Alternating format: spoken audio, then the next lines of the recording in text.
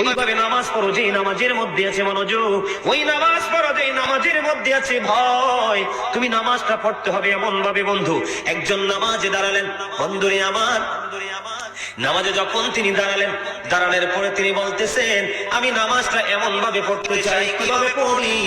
আমি নামাজটা এমন ভাবে পড়ি, যখন আমি নামাজে দাঁড়াই আমার কাছে মনে হয় আমি পৌঁছে রাতে পোলের উপর দাঁড়িয়েছি।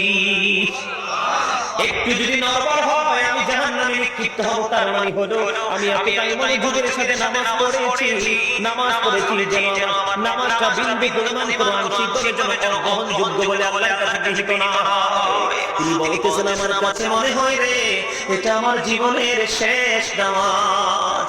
আমি এতটা ভয়, এতটা আতঙ্ক নিয়ে, এতটা তাকওয়া নিয়ে নামাজ পড়ি, আমার কাছে মনে হয় আমার পিছনে যেন আজরাইল দাঁড়িয়ে আছে, ডানে বামে সালাম ফিরাতে দেরি রে, আমার কাছে মনে হয় আমার প্রাণ পাখিটা কেড়ে নিয়ে যাবে।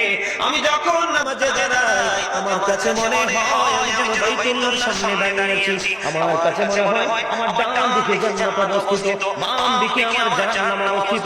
এমন তাকওয়া ভয় নিয়ে নামাজে দাঁড়াই, আর ওই নামাজের জন্যই রয়েছে বড় সফলতা।